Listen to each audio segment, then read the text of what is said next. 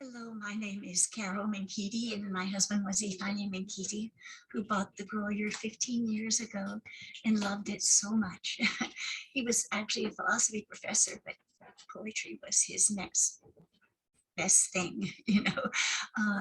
So we're so happy to have this reading tonight and welcome these wonderful poets. And there's also quite a group on Zoom too. So, and I just want to say that we look at this place as a sacred place, and we're happy to have you here.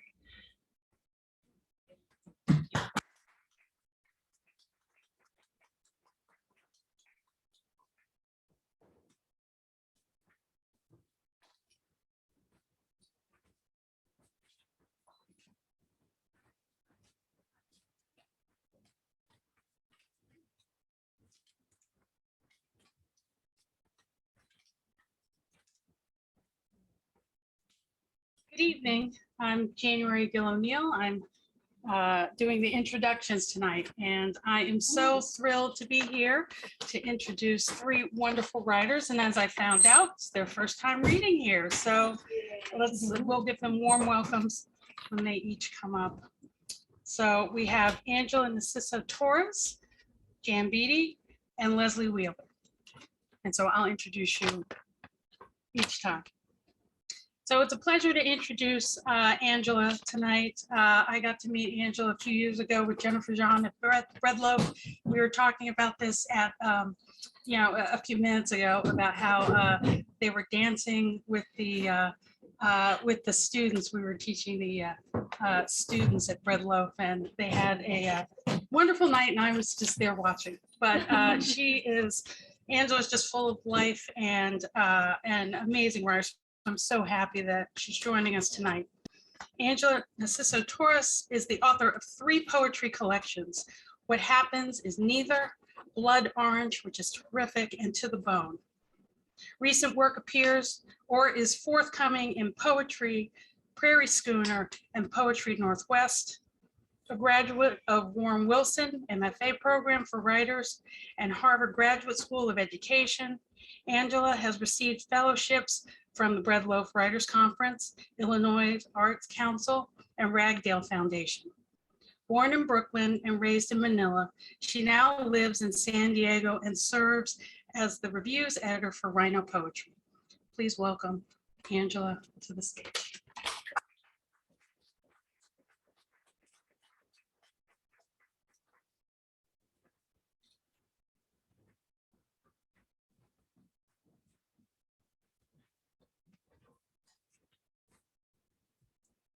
Thank you so much, January. It's so good to see you. Hi again, Jennifer. Thanks for for being here. I'm really so happy and so honored to be a featured reader here tonight. Before I start, I'd like to give a shout out to the Grolier, to James, Carol, Mateo, the intern, and everyone who helped to make this event possible and to make all of this possible. And I really mean all of this, because this is a labor of love. I guess I'll start by saying I cannot tell you how honored and how grateful I feel to be reading at the Grolier. I was a grad student here back in the day, another lifetime ago, and I would walk down the street to my dorm, and I would look into the window, and I'd tell myself I didn't feel worthy to walk in. It felt like a portal to some holy ground. And Cal is right, it is a sacred place. And only later would I realize that poetry is that portal, and this is a portal that keeps that alive for so many, has opened doors for so many, and I'm just so grateful that you're still here. I also want to thank everyone that's come from far and near, and people who've tuned in online. I know there's family and friends out there, old friends, new friends, and soon to be friends, and hopefully people who will still be my friends after I read. So here goes. I'll read a couple of poems from Blood Orange, my first book, and then 3 from my latest book, and then I'll end with some new work. And as my poetry teacher said, always put on your power gear. That's my reading glasses. And I'll start with Blood Orange. Blood Orange is a book I wrote as some poetic memoir of sorts of my growing up years in the Philippines and my eventual move to the United States as an adult. So it's partly about my childhood there and then my early life here. And part of my early life here, as I mentioned, was living here in Cambridge as a student. And my first job after grad school was working at a bookstore called Mandrake Books, which is not around anymore, like so many other independent bookstores in the square. But back then, it was like a heaven to me. It's a lost heaven until now for me. The doors closed after the owner died, Mr. Rosen, and he became my dear friend. I walked in literally after the last day of school. I'm like, can I work here? And he looked at me and he said, take off your coat and start today. And I did. So this is from Mr. Rosen. I have to mention that the word books in print appears here, and books in print is the database that they had before computers. So they're these 3-volume hardbound, super heavy. You don't want to drop them on your foot. They're as heavy as the King James Bible.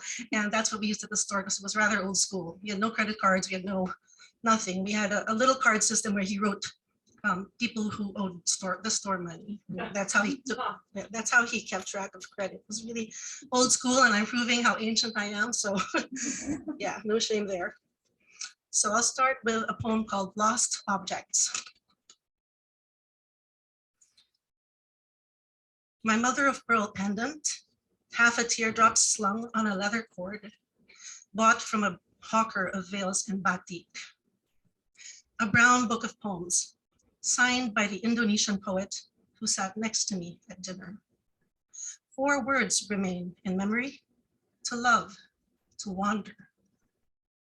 I'm missing a watercolor of vegetable vendors given by my mother on the occasion of my first apartment. The stillness of those nights, the last box emptied, searching the blank ceiling, imagining the shades of green, the shapes of the women, squatting, stooped, large with child, bent over baskets piled with a season's bounty. I'd give anything to find my tape of Glenn Gould playing Bach's Goldberg variations. The one my father copied for me on a gray cassette before the age of CDs. Hearing the first strains at Mandrake Books on Story Street, Mr. Rosen, my boss, paused at the window, lost in shining sound. Smooth as water over stones. Idly, he smiled, arthritic knuckles tapping time on the dog-eared books in print, eyes fixed on some lost heaven. Okay, so Harvard Square has changed so much since I lived here. There were a lot more ice cream places for sure, and bookstores. Bookstores too. Both are important. Both are really essential to the lives of students here, I know. But one thing that hasn't changed is the energy. I feel like, especially around this time of year when students are moving into their dorms and parents are dropping kids off, there's excitement in the air. It's almost palpable. And I felt that just walking through here. Walking here yesterday evening, and I thought about my own son who moved to college a few years ago, and how that felt. It all came back to me. So I thought I'd read this poem, and it's called For a Son Turning 16. By the time the black blade clears my windshield, its shrush thump, the sound of blood amplified by a doctor's scope. The roadside aspen, its windswept leaves spent like so many coins, is gone.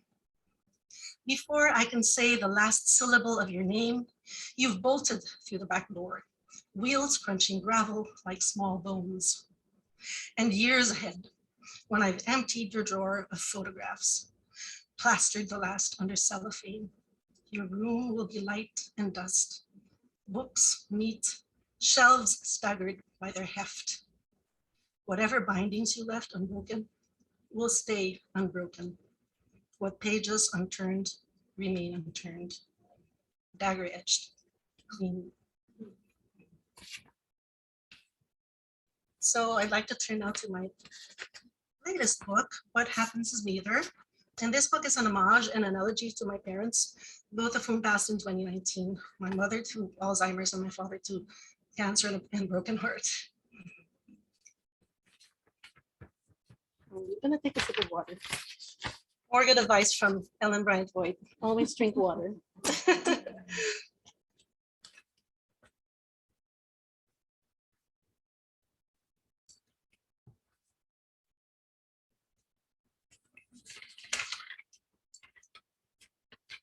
So many of these poems are an attempt to preserve what I could of my mother's memories, especially as her memory began to fail. Her stories, her recipes, the songs she played the piano. And this next poem is actually a collection of her superstitions, her sayings, if you will, that she picked up from her ancestors and passed on to our generation. Some of them are quite terrifying, but it's always a comfort for me to go back to these and recite them, kind of like a spell or something that points to another world that follows a different set of laws. If you go to bed hungry. If you go to bed hungry, your soul will get up and steal cold rice from the pot. Stop playing with fire before the moon rises, or you'll pee in your sleep. Sweeping the floor after dark sweeps wealth and good fortune out the door. Fork dropped, a gentleman will visit. Spoon, a bashful lady. Bathing after you've cooked over a hot stove makes the veins swell. For safe passage to the guest who leaves mid-meal, turn your plate. The adage goes, coffee stunts growth. 12 grapes on New Year's, the opposite. Advice from the learned, book under your pillow. Never step on, never drop. Every rice grain that remains on your plate, you'll meet again on the footpath to heaven. You'll have to stop to pick up each one.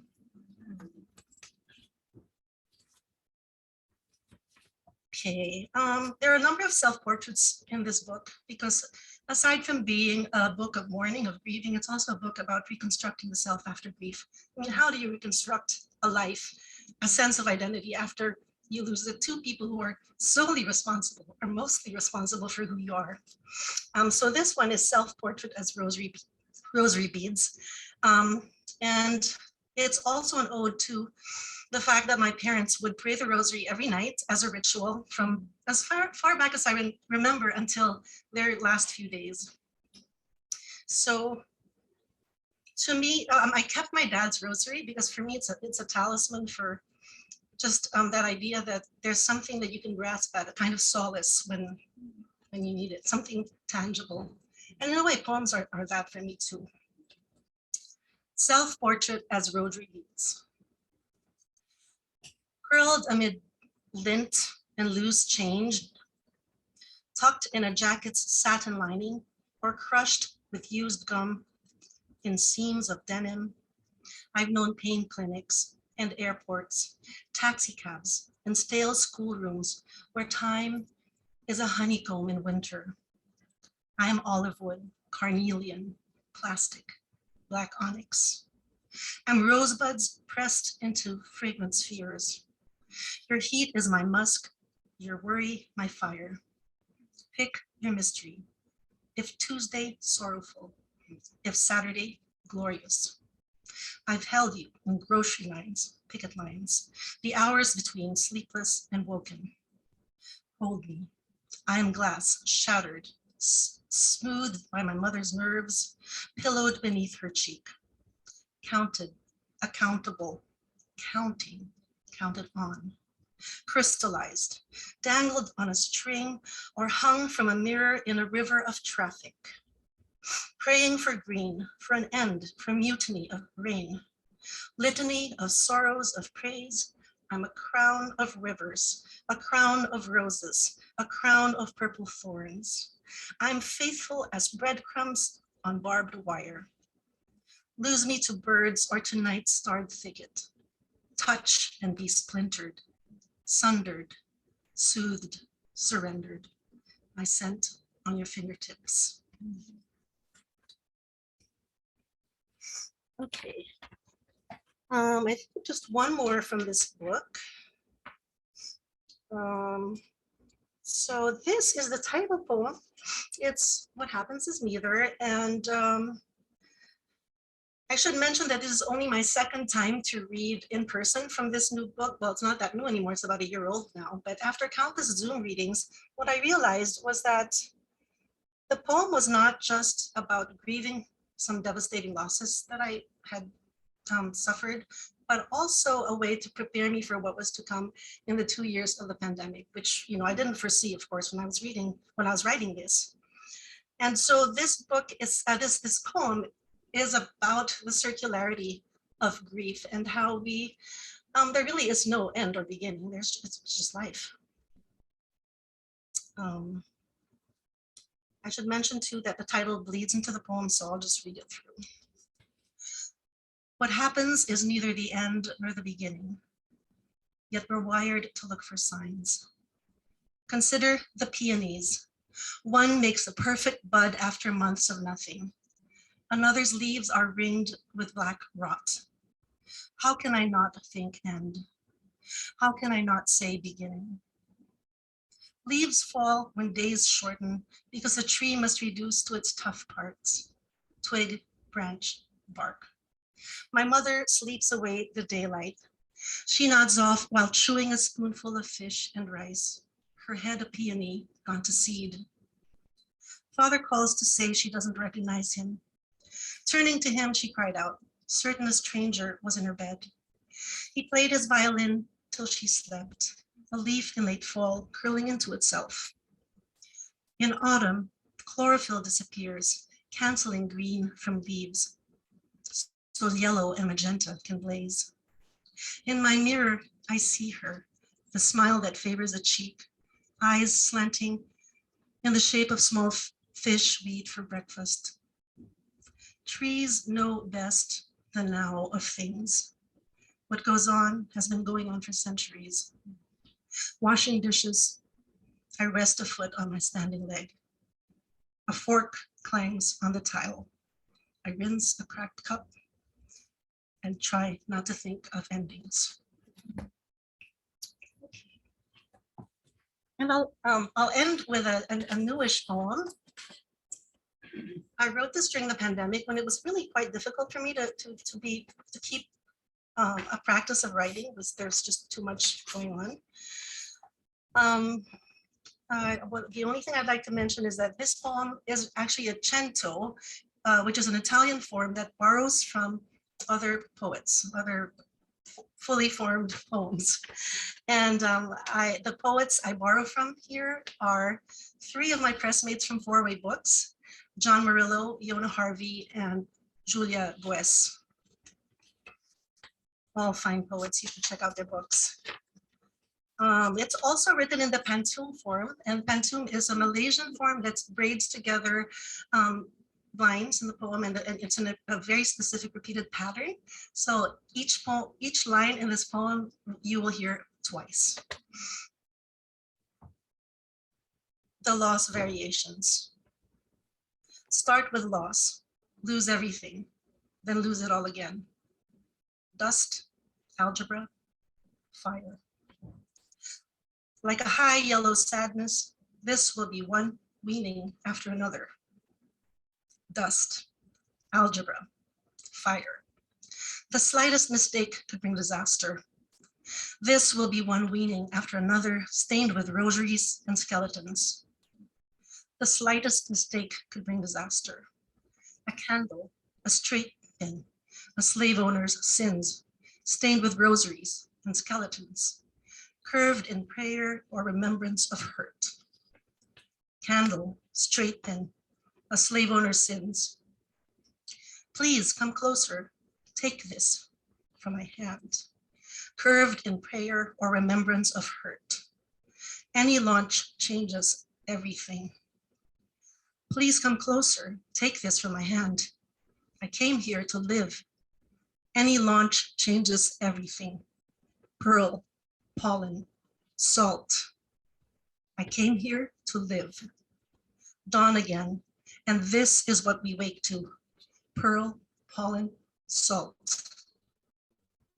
Enough gentleness to go on. Again, dawn, and this is what we wake to. A high yellow sadness. Enough gentleness to go on. Start with loss, lose everything, then lose it all again.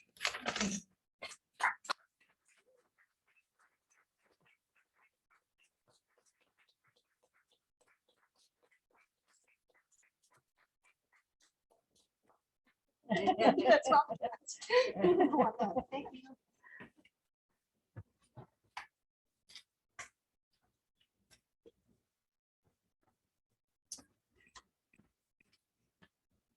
Thank you, Angela. It was wonderful.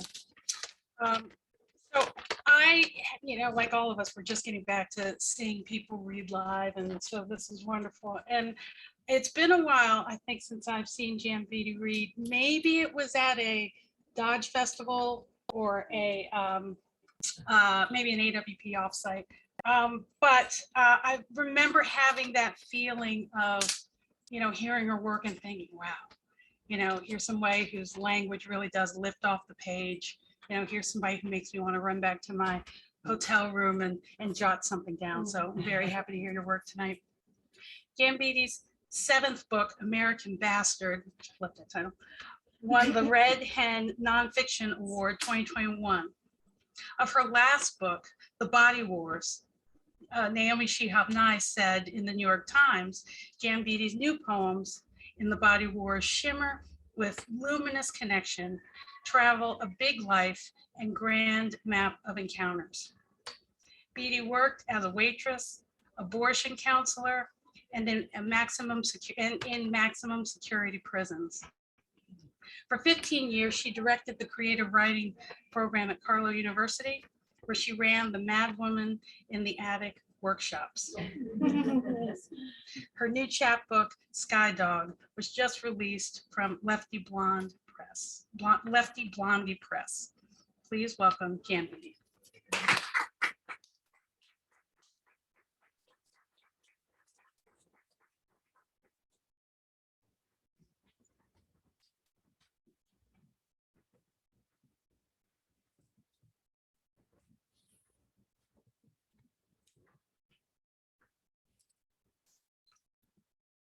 Hi, everybody. Whoa.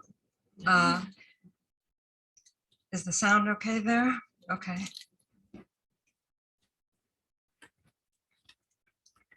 Thanks to the Grolier. Of course, it's a legendary place here, and I'm very aware of that. Very happy to be here. And, I'm still thinking of Angela's poems. So beautiful. Really a beautiful reading. Thank you. And thanks to January for that introduction. And I'm very happy to read with Lesley Wheeler, who got me here and gets me places. So here we go.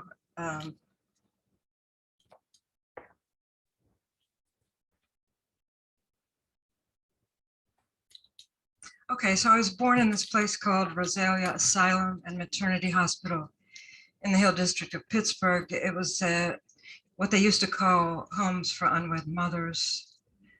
Kind of a dated way to talk about it, but women would go there to have their babies, leave the babies there, and it functioned as an orphanage. So I was there the first year of my life, as far as I know. This poem has Boston in it, which is one reason I'm reading it. I don't have a lot of Boston, but here is a little bit. Found out my birth father was a Canadian hockey player who won 3 Stanley Cups. Wow. Yeah, with the with the Toronto Maple Leafs. Wow. So it was a while ago. And he did play with the Boston Bruins a little bit, Pittsburgh Hornets, New York Rangers. This is called Ghost Daddies. When I was a girl, I was a boy with black boots and holster and a basketball hoop in the backyard. My reach was endless. I was birthed in a meteor shower and all the stars knew my name. Ever since I've been on street corners with gym-cracked men you wouldn't want to know, making myself a luminary. I had this piece of paper, took years to get it, the story before the story changed, before the government got their hands on it. I've been told my first father was a millionaire, his name on my birth certificate, voice on the phone, his lame ass answer. I didn't come inside her. I was the small voice asking, he was the hammer coming down, shattering me into shooting stars. I covered my bedroom ceiling with planets, prayed for a meteor hit to bury the house. My second father was a hockey player who fucked my mother when she was 20. I drove to Boston to meet him, armed with her picture. He didn't remember her. I was a professional athlete, he said. There were a lot of women. His green eyes burned familiar, and I thought he was a good man. Then 2 weeks later, he said, no, he didn't think he could be my father. I decided I've come from a long line of cowards, men who can only stand up if they're fucking, flaccid after that.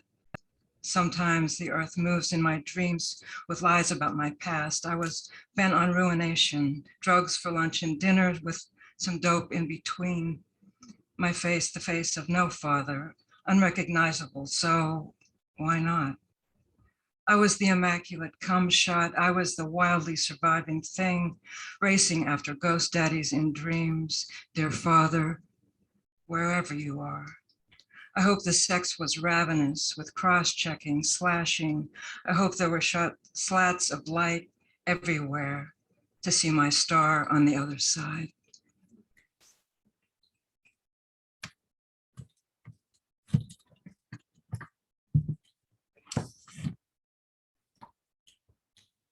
So that's my Boston.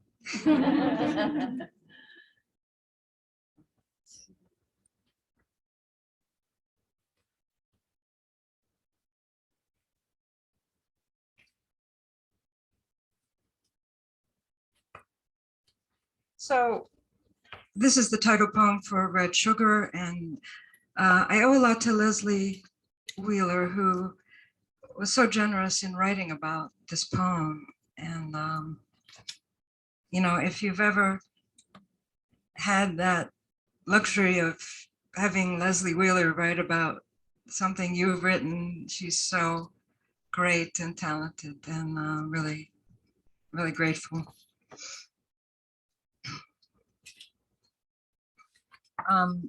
Red sugar, I didn't really know it at the time when I wrote the book, but red sugar is blood. Seems like I would know that, but I didn't know that. You know, you find out later. Okay. I'm gonna need to do this for a second. Okay. This starts with an epigraph by Greta Ehrlich. You walk inside yourself on roads and ropes of blood vessels and tendons. You walk inside yourself and eat weather. When I was a comet, when I was young, I was a comet with an unending shimmering tail, and I flew over the brokenness below that was my life. I didn't know until I was 12 that we carry other bodies inside us, not babies, but bodies of blood that speak to us in plutonic languages of pith and serum. When I was 6, there was a man in the woods, naked. I didn't know him, but I knew he was a wrong kind of man, so I ran. With my inside body, I see his skinny white bones and curled mouth. He looks like sickness. And it's my red sugar body that shows me the brutal road to love, the one good man, the one song I can keep as mine. I heard it once when I was waitressing. Something made me turn my head, made me swivel to look at a woman across the room. Wasn't even my station, but the red sugar said, go. When I saw her up close, I knew she was blood. I can't explain this. I only met my mother once. I said, do you know a woman named Dorothy? Her face was pale. She said no in that hard way. Maybe her red sugar told her to run, but before she left, she grabbed my arm, said, I did have a sister named Dorothy, but she died. 2 inches away from her dyed blonde hair, I said, okay. But both our inside bodies knew she was lying. Some people call it eating weather, the way you swallow what you know, but keep it. Later, it rises like a storm from another world, reptilian and hungry. It's the thickness that drives us and stains us, the not asking, just coming, the cunt alive and jewel-like, the uncut garnet and the lava flow. It's barbarism, bloodletting, the most liquid part of us spilling, spreading, the granular red sea of sap and gore, sinking, moving forward at the same time, slippery, red containing blue. It's the sweet, deep inside of the body.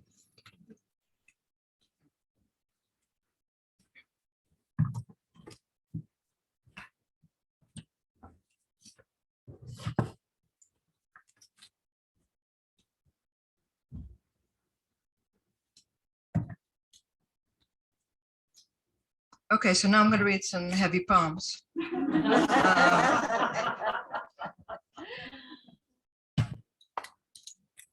Yeah, I don't have a lot of light, but let's see.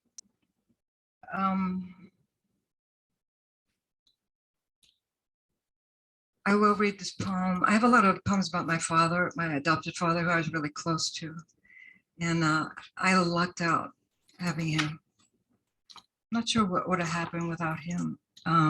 He died many, many years ago. And I'm still writing about him. And I feel that he's still here. I mean, I really feel like he's here. And so I think some of you know what that is. And so this is his ring that I always wear. And this is about that. My father disappears into flowers. The apple tree in the backyard with white waterfall blossoms. My father's body disappearing in his sickness down to 90 pounds, his hat floating on his head.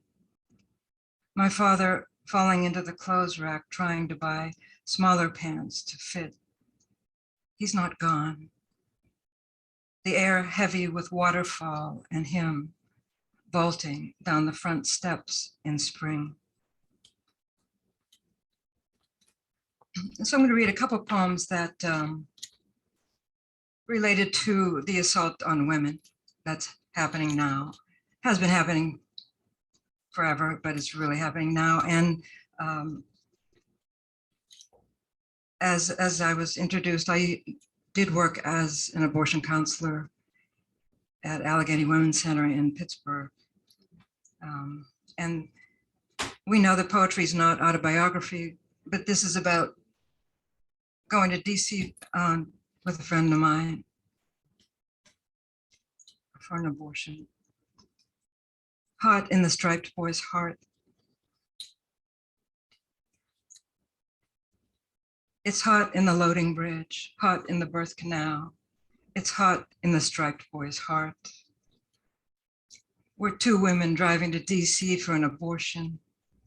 In my beater sea green Le Mans with the sex, drugs, and rock and roll sticker on the bumper. It's hot living in my car with the mattress in the back, the windshield wipers disintegrating. And so it's raining all the way to DC.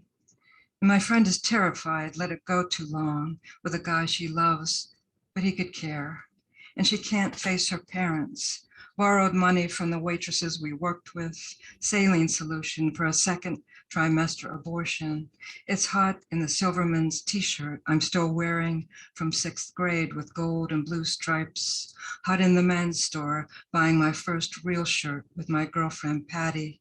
I was a boy then, not yet a woman, following the sight lines from the silver hood ornament to the double yellow. Hot in the Pontiac trunk of clothes and boxes and the cheap hotel in Silver Springs for the early morning procedure. Two women in their 20s out of state for treatment. Hot in this traveling altar. These bodies run amok. Body of light, body of doubles, body of never telling anyone, never seeing her again. Hot in my striped boy's heart in this car, dragging home with no talk, still bleeding.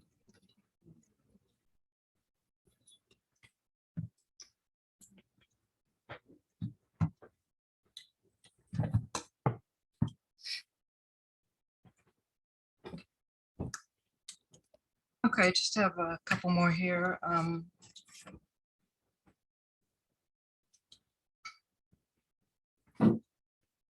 This one was when I did work at the abortion clinic, and it, something I won't forget. One Saturday, a 12-year-old girl came in for an abortion, and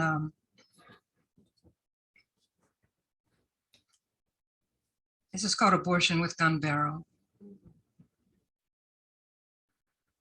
The 12-year-old walks thin like a child, her hair alive in vibrating threads in the clinic light. Her mother, my daughter, I give my permission. And the girl cannot be real, or the sky would burn, not bleed like it does in the waiting room of grown women. The mother in the brittle inner office scribbles her name small on the collapsing form. Now move the flying hands of the counselor who becomes the first bird, stripping the sky blank with air leaving. Now she walks back to the maze of illuminated bodies to try to find a way to make herself dissolve. Not what I wanted for you, not this. In the inner body of the clinic, the divining of this choice, the small name solid, the songbird stopped, the singing continues. I am the counselor.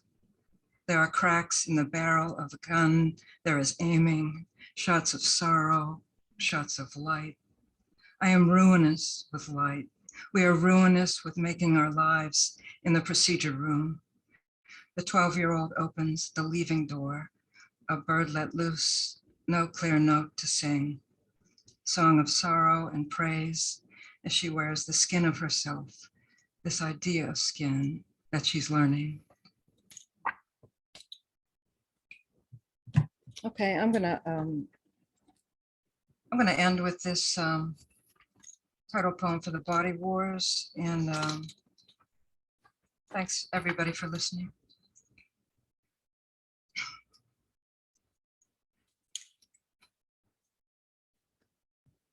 The Body Wars. I walked into the woods bleeding. I left the town and mourned. Midnight in Alaska, still light, and I was alone, walking into the Sitka woods. It had been 1 year since I'd bled, and longer since I fucked anyone. I was propelled forward into the thickness, into the needles and dirt of Sitka spruce, and stupidly not even afraid of bear. My father, the person I clung to, needed to stay alive, had died 6 months before. He was the only one who made sense in my body, and his leaving was the impossible thing. I didn't yet know my own wars and how to name them. So during my father's sickness, when I stopped bleeding, the gynecologist said, well, it's stress. And did I know that in World War II, the women paratroopers stopped having periods? I was stunned by his directness, intensity, earnestness. You are in a war, he said.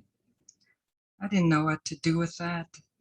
And so I got on a boat to Alaska, the Alaska Marine Highway, slept on the deck until I froze.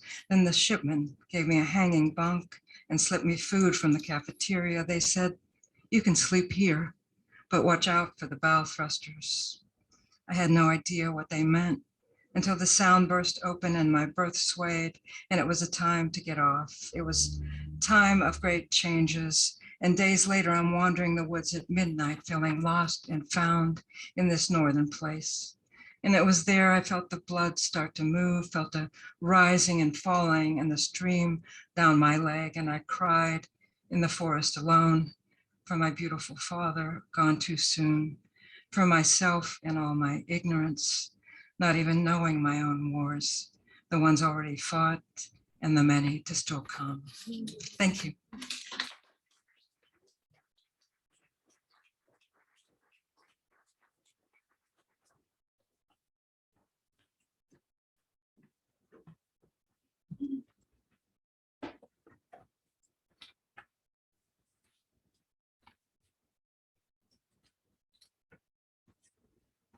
Thank you, Jan.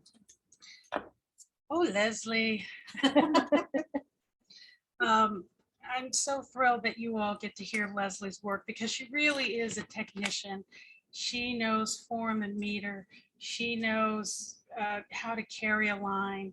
Her work is dynamic and energetic, and she really does speak from a place that, you know, that's experienced a few things. So I find her work just revelatory. Lesley Wheeler is the author of Poetry's Possible Worlds, 5 poetry collections, most recently The State She's In, and the novel Unbecoming. And I think she published those all within like 2.5 years, so she was busy. Recent poems and essays appear in American Poetry Review, Echo Tone, Poets and Writers, Poetry and Elsewhere. Poetry editor of Shenandoah. She lives in Virginia. We have that in common, our home state. Find her work on Twitter and Instagram. But please tonight, welcome Lesley Wheeler.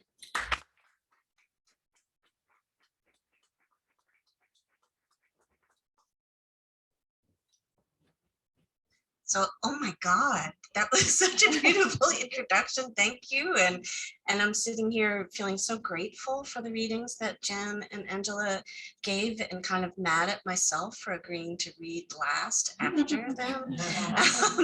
I want to say thank you so much to Carol, wherever she went, that for calling this a sacred space, which is something I very much feel. I don't know if you've been aware of Audrey and Rich smiling over everyone's shoulders, but I've loved that. And I want to thank Heather Brown for connecting me with James and for helping all of this beautifulness happen. And thank you for being here. And thank you to everyone who's watching on Zoom as well. I'm just really grateful.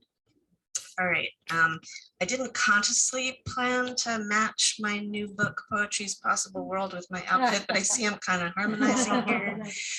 What I'm gonna do is I'm gonna read you a little bit from the first chapter to kind of frame the book for you, a little bit from the chapter that talks about Jen's poem, Red Sugar, and then a couple of poems of my own.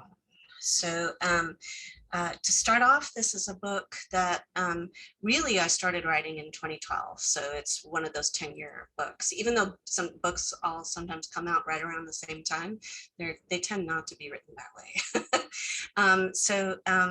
It's a memoir of reading poems during a time of crisis. And I think you're going to hear some through lines among all 3 of the readings, in that we're coming from vastly different understandings of family that I wouldn't want to conflate, and yet we're writing about some common things here. Can you hear me okay? Not really. Okay. Yeah. How's that? That's good. Okay, good. All right. Books stipulate possible worlds constructed by the creative activities of human minds and hands. Authors borrow and invent pocket universes. Others access and reinvent them through reading. Books may be an antique technology, but interface with one, and through information processing and a series of imaginative leaps, you can construct a virtual reality.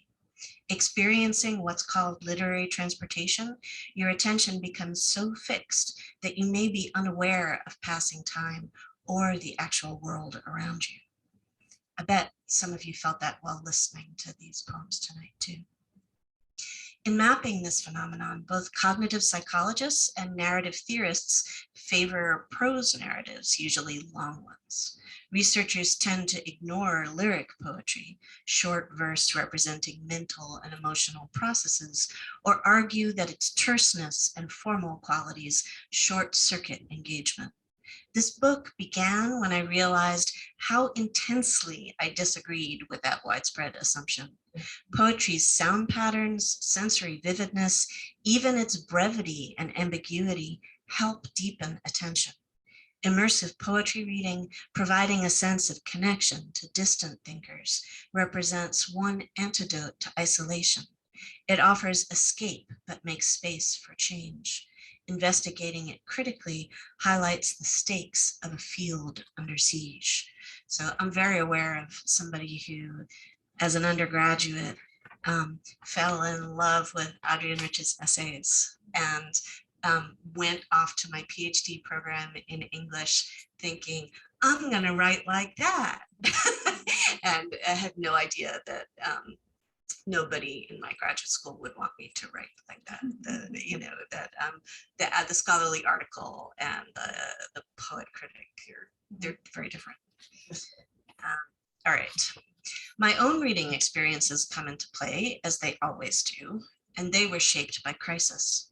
In 2011, I left Virginia with my spouse and children to pursue a 5-month Fulbright in New Zealand.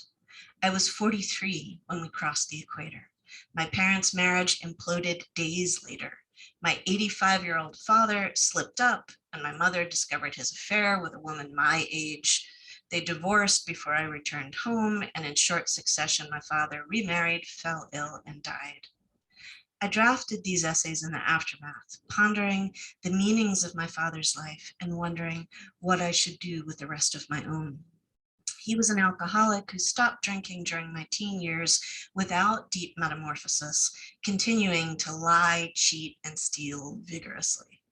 My moral high ground is relative. Living better than my father is not an impressive feat, but virtual voyaging and textual universes altered me, helping me change when change represented the only way forward.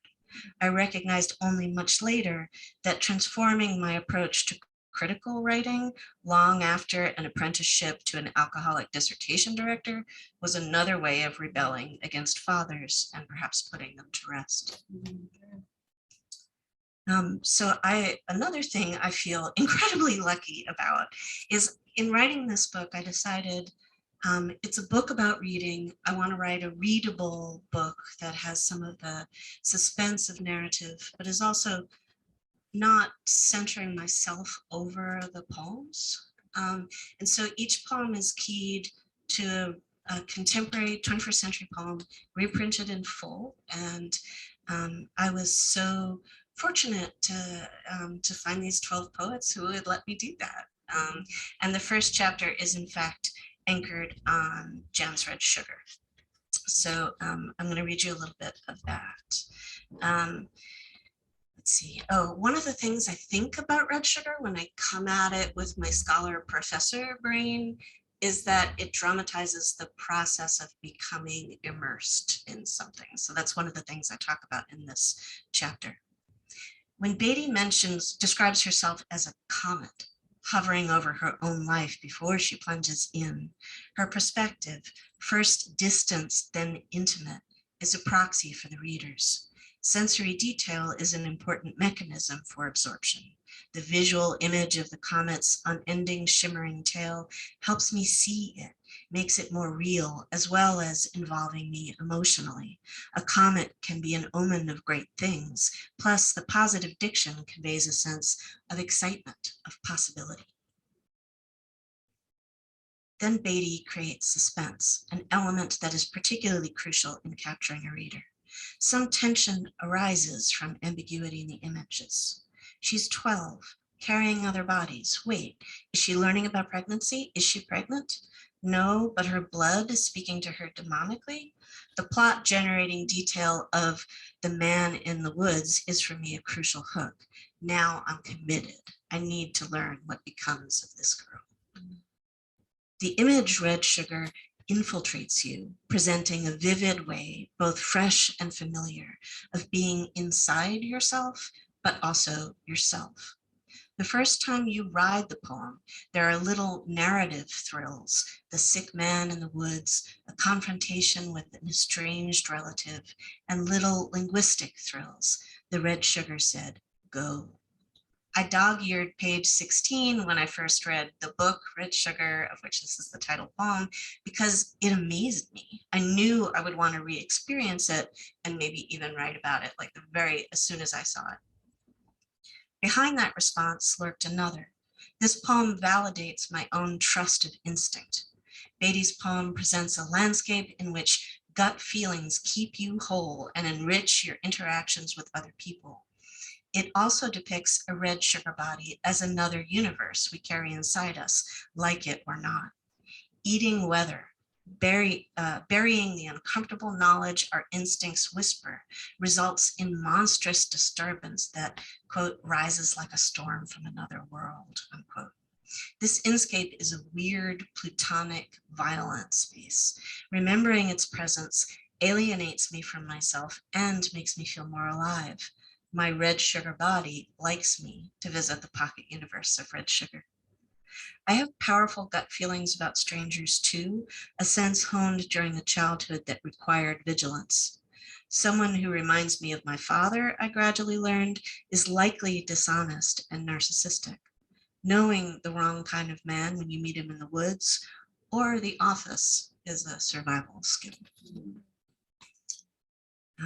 I have to say too that I have another chapter about January's amazing poem, Hoodie, and I don't have time to read every little favorite bit of the book, but I have to say that this is Hoodie is a poem that I discovered when I had never met Jen, but I had been following that blog you kept about motherhood and started reading your work in the magazines and came across Hoodie in Greensboro Review, and it blew me away. And I'm not surprised to have seen since that that it was picked up in all these famous places, like republished in the New York Times.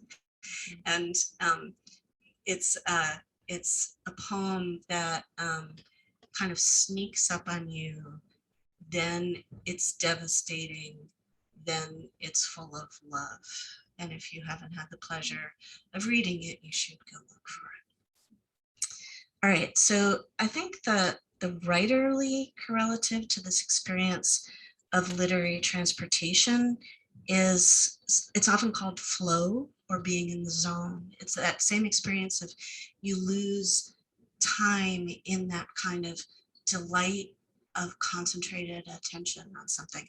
Well, maybe it's not always delight because sometimes you're working through some very hard things, but it's still, there's something about that experience that I find organizes me, that reading and writing both can make me feel better when everything's pretty bad. So this is a poem that I actually drafted, and you probably don't know this, but it was like days after I met you for the first time, because my mother suddenly got lymphoma.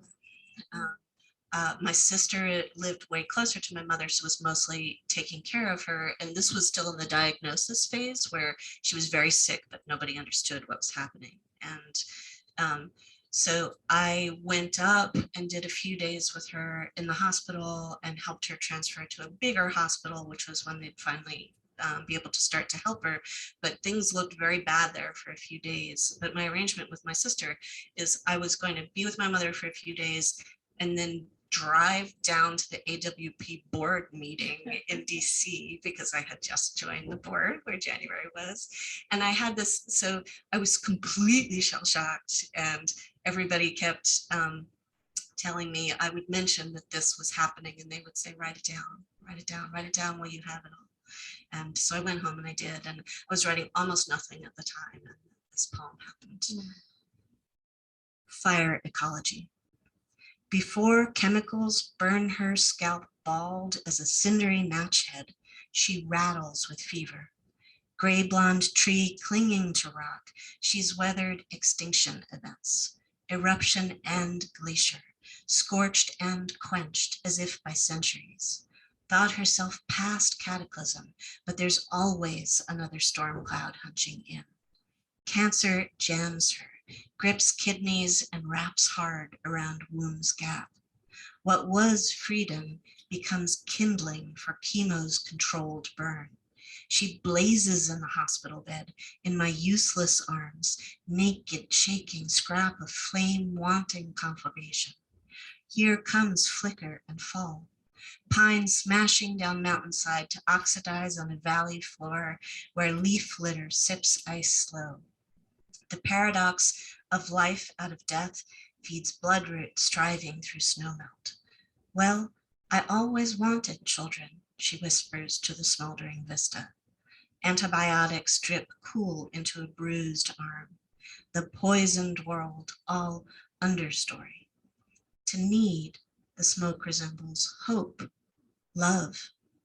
And look, she says, look at you.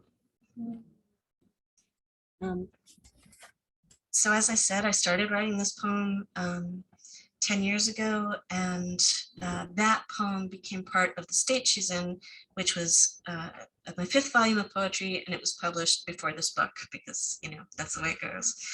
So the fire ecology is on this poem in this book, which was published very inauspiciously in March 2020. So yeah, a lot of Zoom readings, Angela. When people didn't know how to do them yet. So that's kind of, yeah. I'm going to read just one more poem from this book. It's called L, which I know is a little cryptic, but I was writing towards my 50th birthday when I was writing this book. And I was thinking of it as just death. I was losing everything. My mother was sick. I had just lost my father. My kids were going off to college. My body was, it sucked inhabiting my body. And like, there were a lot of things that I was feeling like it was just loss after loss. And so I was trying to rewrite it for myself. So I wrote a whole poems riffing on ideas of 50ness in various ways. So this is called L, Roman numeral for 50. I actually drafted it, which you can't see because it has a ragged right-hand margin, but they're actually all 50 character lines. It didn't occur to me that I should have drafted it in a monospace font so I could see that where instead I just counted every character. It was not the smartest composition process. And it's 50 lines long. And I should say too that I was born in 1967, and some of the names, the events you'll hear referenced in this poem are from 1967. Some of the names are people who died that year, famous people, and also people who were born that year. L. 1967 was on fire. Apollo 1 waiting to launch. Jim Morrison on Ed Sullivan stoking it higher. Mekong Delta, Newark riot hurling out sparks. Summer of Osaka to me, Saka to me, Saka to me, Saka. Pulsar first glimpsed, black hole first named. Far south, Deception Island's volcano in flames. While an infancy rages, some recently extinguished soul was slotted in my pigeonhole. Oppenheimer, Coltrane, Magritte. But I'm no reincarnate star, not even a meteor tail, tokeless. Just a minor cloud of space dust reborn to squall anew. 4 decades and change accrue, and a big birthday looms. Half and half, golden jubilee, 5-0, code for pigs closing in, and also atomic number of 10. Mystery heat rises to scald. What is it I'm reaching for over this terrible wall? A relocation, destination, permission for ignition, because beauty burns low, potential guttered long ago. I don't know. So I avoid mirrors, except the page, and work, burn the fuel of myself in words. Program words to change this space and time. Recall Cobain and Philip Seymour Hoffman, dissolve to smoke. Does it even matter how in that year of our newborn howl, Lou Reed crooned heroin into the cradles? Oh, it was a Warhol year, surreal bananas. From my room painted like late in the day lily, I can gaze across a blank tin roof pocked by finch claws, past snow-packed sockets of a desolate maple, toward the lavender brow of House Mountain for that for this poem, let's personify as ambition, the blaze considered discourteous to mention, especially by women. Well, shouldn't I be striving? Talk to me, mountain. And with a higher perspective than mine, mountain cries, you are a conflagration. Adrenaline singes your capillaries. Let the anniversary of your ardor to be born cool you like a shadow. Desire leads only to more desire, even were your sororal motives pure, and they are not. Mountain has spoken. It meant cease building with borrowed stones unless to lift somebody else. Message over bottle. Oh, and hey, says Mountain, one more thing. All poems may be ash, but some shelter small, hot hopes, their seed swaddled in earth's velvet. What strikes me now like flint on tinder is how talking to mountains or to you is the same as talking to myself. Just as impossible and just as hopeful, either or, both and. Maybe we're all alpine and none of us is. Disconnection, a gift of language we are supposed to hand back. No presents, please. What's yours is mine already. But come in and have a drink on me. Today's everybody's birthday and I've stopped counting. Well, just about. Thank you.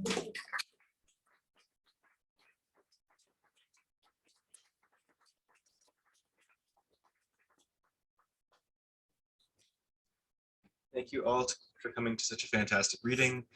Could we get one last round of applause for the poets?